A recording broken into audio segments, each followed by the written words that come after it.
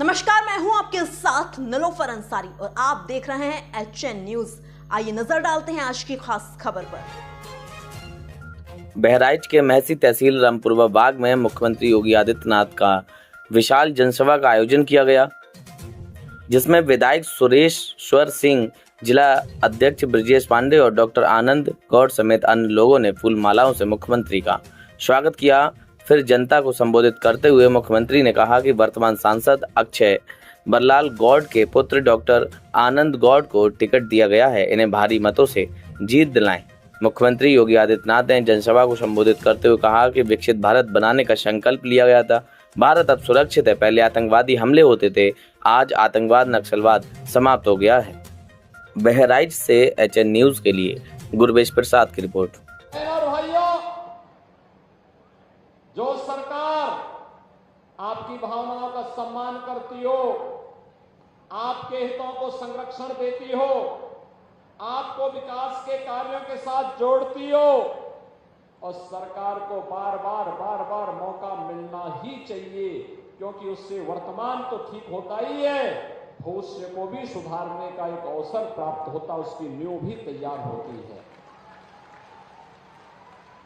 मोदी जी के नेतृत्व में हमने बदलते हुए भारत को देखा है और हमारी पीढ़ी बड़े गर्व के साथ कह सकती है, बड़े गर्व के साथ कह सकती है कि हम उस भारत के नागरिक हैं जिस भारत ने विकसित भारत की परिकल्पना को अपनी आंखों के सामने साकार होते हुए देखा है। याद करिए, यह कमिश्नरी विश्वविद्यालय नेता बाबा पाटेश्वरी के नाम पर हम लोग एक विश्वविद्यालय इस कमिश्नरी को दे चुके हैं और महाराज सोहेलदेव के नाम पर मेडिकल कॉलेज का निर्माण बहराइच में करा चुके हैं।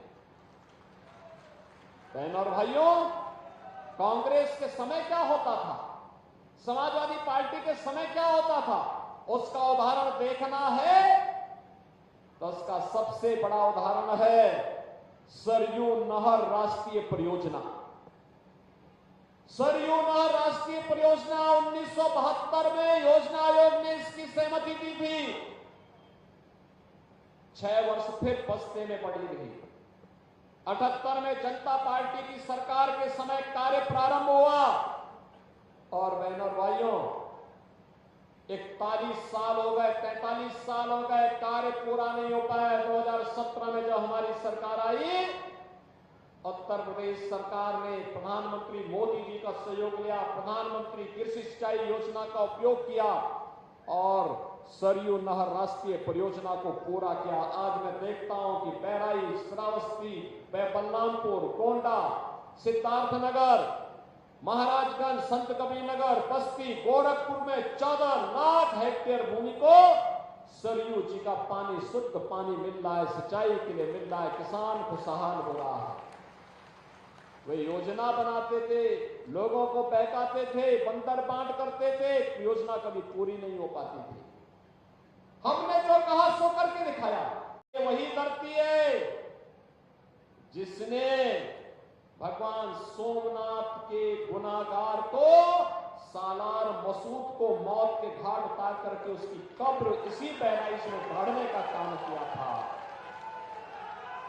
ये महाराज सोहेलदेव की वही भूमि है और हमने भारतीय जनता पार्टी की सरकार ने महाराज सोहेलदेव का भव्य विजय स्मारक आपके इसी बहराइच में बनाया है।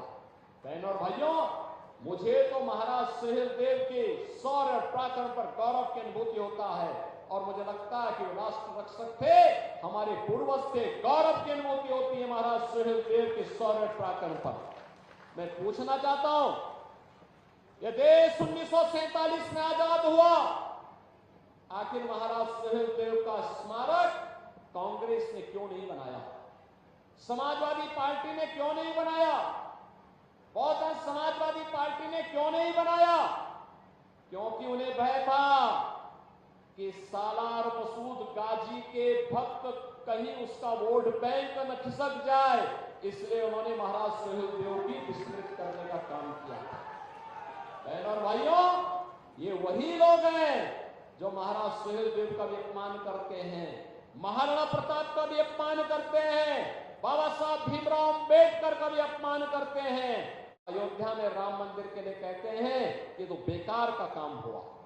वाह, आपकी आस्था को ये बेकार मानते हैं? अरे बेकार तो इनका ये होंगे जो इस धरती पर बोझे बने हुए हैं और राम के नाम को नकारते हैं। हमारे यहाँ कौन सा ऐसा सनातन धर्मावलंबी है जो व्यक्ति अपने जन्म से लेकर के और अंतिम यात्रा में राम के नाम को भूलता हो? बेटा जन्म लेता है, परिवार में कोई जन्म लेता, बेटा या बेटी जन्म लेती है, अखंड रामायण का पाठ होता है। कोई शुभ कार्य होता, अखंड रामायण का पाठ होता है। हम सोते हैं, जागते हैं, उठते हैं, बैठते हैं, दुख में सुख में एक नाम लेते हैं, वह नाम है राम का नाम होता है। और अंतिम यात्रा भी निकलती है तो राम नाम सत्य है कह करके अंतिम यात्रा भी निकलती है।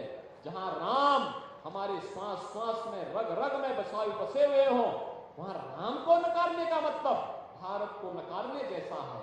और ये भारत को नकारने वाले लोग भारत के हितैषी नहीं हो सकते, आपके हितैषी नहीं हो सकते, गांव, गरीब, किसान, नौजवान, महिलाओं के हितैषी नहीं हो सकते।